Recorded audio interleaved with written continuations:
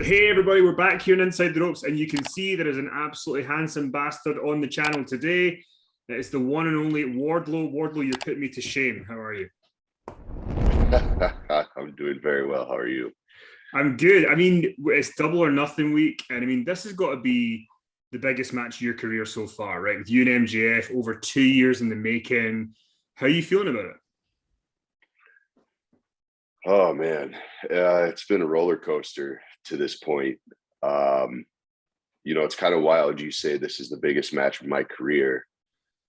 I feel like I've been very, very lucky to say that every couple of months, it seems. Um, it's like I almost feel like people are getting sick of me saying it. But every couple of months or every few months, I seem to be saying, this is the biggest night of my life. Like, not even my career, but my life. It happened with my first night cage match, Cody Rhodes. That was night one. And and from there you have Jericho, you have CM Punk, the ladder match, up until this point, the ladder match was the biggest night of my career. And now once again, we are toppling that. And the stakes are even higher and the match is even bigger. I don't know how we keep getting bigger and bigger, but here we are. And yes, this is the biggest night of my career, the biggest night of my life. And like I said, it has been a roller coaster of emotions, a roller coaster of a story to get to this point. And I'm happy we're finally here. Well, I wanted to ask you about that because the story has been going on so long, and there was so many times people were thinking, okay, MJF's going to turn on Wardlow now, or Wardlow's going to turn on MJF, and it seems like it would just forever. People thought it was going to happen, it never did, and then it finally did, obviously at Revolution. The question I wanted to ask you was, were there any tentative ideas to do the turn before, or was it always kind of, we're going to keep it going until the time feels right? I think COVID played a big factor in a lot of things. I think COVID kind of hung up a lot of plans for a lot of people. And, maybe things should have happened at a different time. But then again, no. Everything has happened exactly how it was supposed to. Trust me, there's days where I think I should have slapped MJF a long time ago and gave him the middle finger. But I wouldn't change a single thing at all. And what are your memories of that moment at Revolution where you do the turn? Was the reaction what you were expecting it to be? Were you nervous about what the reaction was going to be? Talk me through your thoughts of this is finally the moment. So I always had this feeling that when that time came, it would be a big deal. And you obviously you hope and you pray for the proper response. However, that moment exceeded all of my wildest expectations. You question how to handle that moment and what is the true proper way to handle that moment. And it was done perfectly.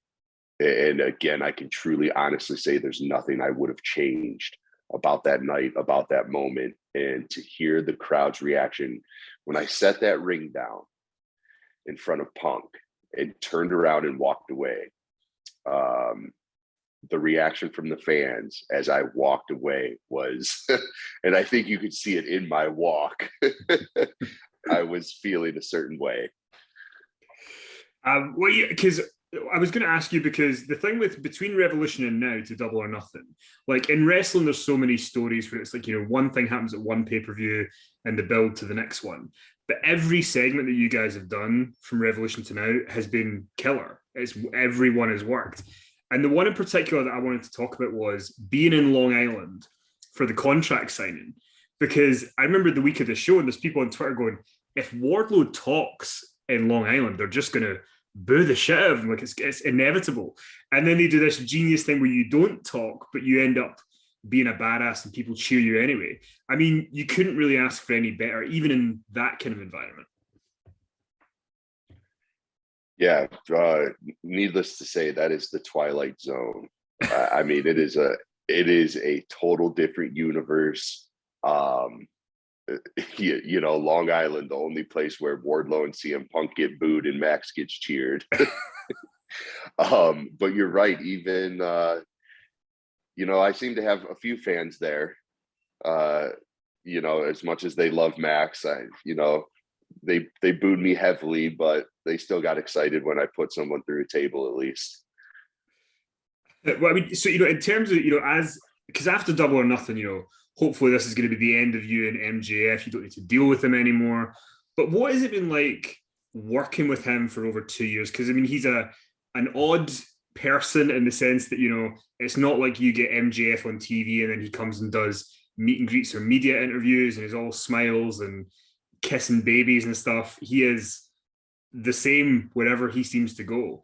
What was that experience like for you to be around someone like that for so long? Unfortunately, I'm very used to being around somebody like that. My old boss shares very, very, very similar qualities, in the sense that they are boys with Napoleon complexes that have certain self-confidence issues that run so deeply that they have to make as much money as possible and then run around telling everyone how much money they make, while just absolutely breaking people who are weaker than them to make them feel better about themselves. And that is Max. He walks around and he tells everybody how good he is. He tells everybody how much money he makes. And he preys on the weak to make himself feel strong. And I've seen him disrespect so many people behind the scenes. Like, this isn't like I've said this before. There's things you see on camera with Max you think is bad. You should see the things he says on a private jet, in a limo, when it's just an intimate setting. Like, when people say Max isn't a good person, it's for real. Like, there's no other way to put it. I mean, because when you came into AEW in 2019, it just seemed like this kind of perfect fit that you come in, you're MJF's bodyguard. How did it end up that you came into AEW? What led to you ending up coming to the company? Man, it was like this perfect storm. Britt Baker had mentioned my name to Cody. Glacier had mentioned my name to Cody. He did a seminar at the independent show I was doing. And then somebody from Warrior Wrestling, I actually think a couple people had mentioned my name, all within a few months of one another. And I think he finally heard my name so much that he went, all right, let's just see what this dude's about. Let's see if it's legit. And QT called me up one day and said, hey, if you fly yourself to Atlanta, we'll take a look at you. And I flew down there, and QT and I worked in the ring for, probably not even 5 minutes together, just on the fly in front of Cody. And that was all he needed to see.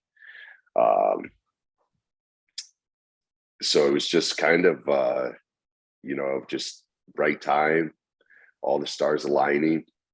And then once people caught wind of me possibly starting with the company, that's when Max kind of swooped in and kind of stole the show and was like, hey, let me make you a different offer. And I knew aligning myself with Max would elevate me. I knew, I was kind of making a deal with the devil, but, here we are. And once again, as much bad as he may have caused me, again, I still wouldn't have changed anything because I feel like I'm exactly where I need to be.